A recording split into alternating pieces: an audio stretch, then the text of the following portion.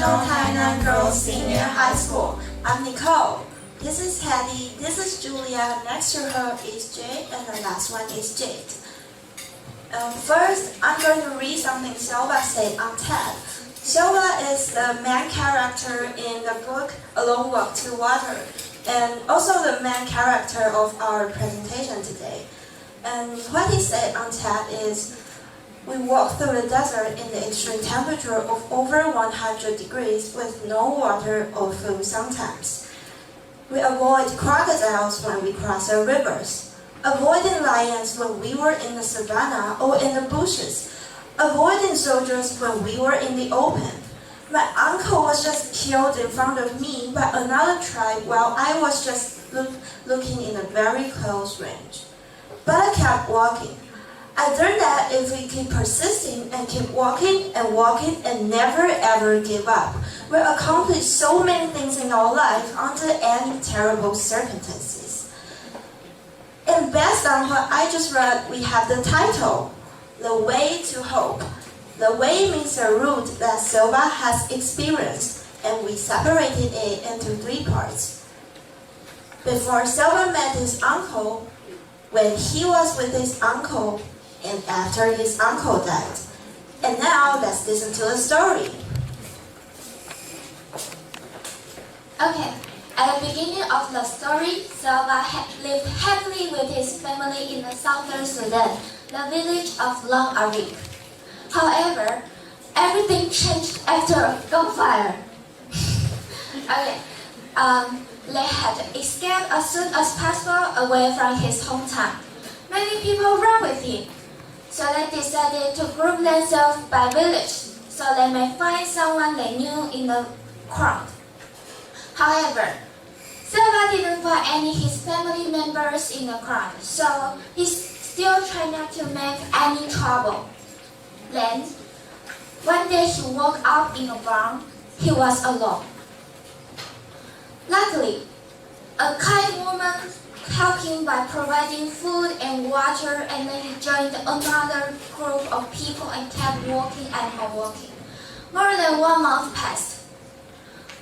They were now working in a land of 1,000 people. The climate there was terrible and the animals were fierce and dangerous.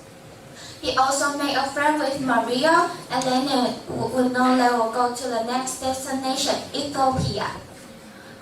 Silva, is now Maria's voice. Okay, thank you, Hattie. Since Silva met his uncle, he felt that there was someone he could rely on and let him feel secure. They passed through the child region with each other's company, and crossing the Nile River by making camels breathe. And finally, they got the most suffering part of this journey, the Akabo Desert. Thorns grew his feet, and his leg became punctured and cracked. Silva felt painful, but the worst thing was that he stabbed his feet on the rock, and his whole toenail came off. He was crying and wanted to abandon, but his uncle didn't give it up. A step at a time. His uncle encouraged him and walked beside him slowly. After a few days, they came across 6 robbers. He snatched everything in their bag, and uncle was fully tied under a tree. The robber aimed his gun at him. Silva's uncle, who always take care of him, died from a gunfire. Thanks, Julia. After uncle was killed by the group, they burned him in a hole. Silva felt alone. Without uncle, no one shared anything with him, neither food nor drink, but this made him feel stronger. The refuge camp at Eton was filled with people of all ages, and it was safe from the war. But after so many weeks of walking, Silva felt restless that he could begin walking again. After 6 years, people in the camp was asked to leave because the government permitted it to operate for, and the soldier wanted them to cross the Jewel River, which was full of crocodiles. But Silva survived and be the leader of the survivors. In the Eiffel Refuge Camp in Kenya, Silva met an aid worker, Michael. He learned how to read and play volleyball.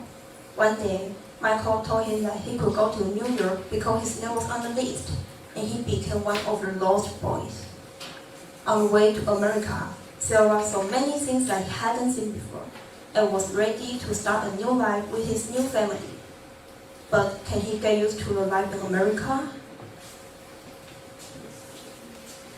Thanks, Jade. I'm Jade. But when Silva went to America, he found out that there's a family loved him so much, and he decided to think about helping those who struggle under the bad living condition. He prepared a lot in America. Finally, Silva got back to southern Sudan to build a clean water system for those who needed help. To approach his goal, he walked through many places and obstacles. Now, let us follow his step again. First, the war exploded in southern Sudan. Silva has no choice but run away. Next, they passed through a Tao region, crossed Nile River, and arrived at the Akabo Desert, the desert where his uncle died. He stayed in Ita refugee camp for 6 years. Then, Silva chose to cross Jewel River under the stress of Ethiopia government. Thus, Silva settled in I4 refugee camp in Kenya and got to America. And this is his story. But now, he's still creating his story in the future.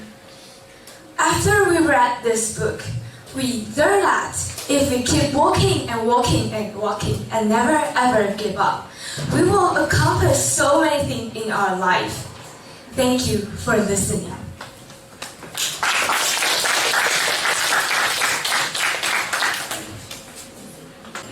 Okay, thanks for your great presentation. Actually, personally, I really like this book, A Long Walk to Water. And what an coincidence. We are in lack of water in Taiwan now. So there is also a long walk for water for people in southern Taiwan now, okay? Okay, so it's a real refugee story, right? So you provide a lot of evidences to the audience to let them know how many hardships they have undergone. So that is a very great idea. You give a lot of examples. And of course, what I appreciate is that you use a lot of emotions in your presentation. I can feel the sympathy, sadness, even, you feel, you truly feel, you're truly patient for the two characters in the story. So that is a very, very good job. Okay, so thank you so much. Thank you.